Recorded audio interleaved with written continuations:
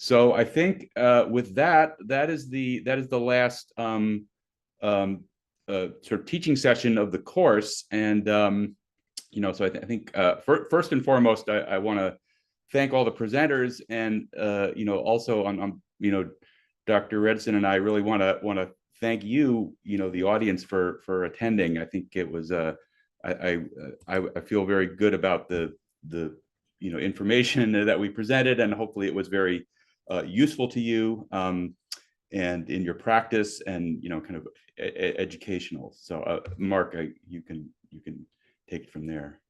Yeah, I just wanted, to reiterate that as well to the attendees, and also, any feedback you have, we really appreciate it. This is the first time we've done this course as a fully virtual course, so it's a little bit different. It opens up other opportunities such as these slide sessions. So we would, love to hear back from you, what you thought of it, what you think of the virtual format, and take that into account as we sort of plan for future courses. And that would be great. And I do just want to give a shout out.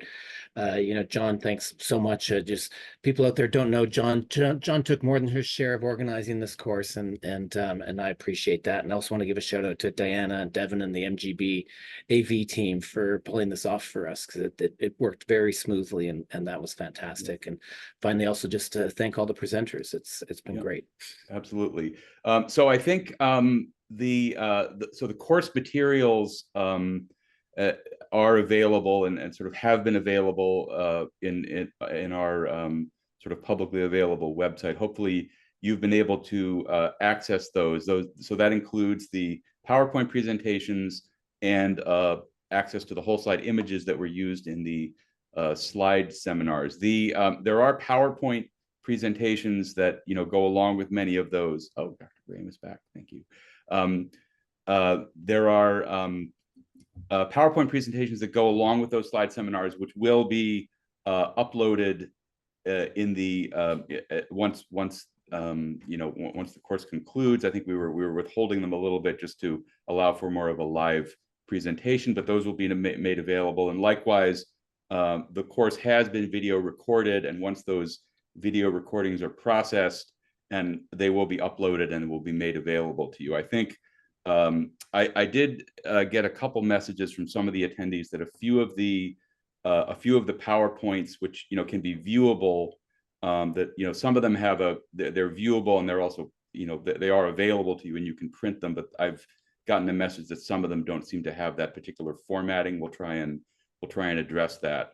All of that material will be available to you for approximately 90 days after the course concludes, if you want to review it. So, and actually, Dr. Graham has rejoined us, and which I'm grateful for. I don't believe we had any other questions related to your lecture, but so I think we may have covered them all. But nevertheless, again, I want to thank you for joining us today. It was an excellent presentation. Thanks so much. Delighted to be here. To appreciate the invitation and the opportunity to be with this great group. And I hope if there's any remaining presentations, that those go really well. Also, we might be close to the end. Yes. Actually, here's a question. Actually, we had some discussion of this with Angela and Leah. I'm sort of interested in your opinion of this. I think we did, and I know you did touch on this in your lecture. One attendee asked, how helpful is cytokeratin 19 to distinguish hepatocellular carcinoma and cholangiocarcinoma in your view? So this is a great question, and it's a common one that comes up. So just taking keratin 19 and the question on the surface of it, it can be positive in both hepatocellular carcinoma and cholangiocarcinoma. It's a relatively sensitive marker for cholangiocarcinoma, and that is expressed in a little more than 9 out of every 10 cholangiocarcinomas, but it's frequently expressed in HCCs, as is keratin 7, for that matter. I think the morphologic features can be really helpful. Identification of intracytoplasmic mucin is really helpful. True gland formation is really helpful. But I would say keratin 19 probably plays a very limit, well, I would say maybe doesn't play a helpful role in distinguishing the two entities. All right, well, excellent. Well, thank you for that. Thank you for that added thing. So I think on that, we will close. I want to again thank all the attendees and all the faculty. If there are any kind of issues going forward with materials, please contact the CME staff, and we'll certainly address that. So have a good rest of your day, everyone.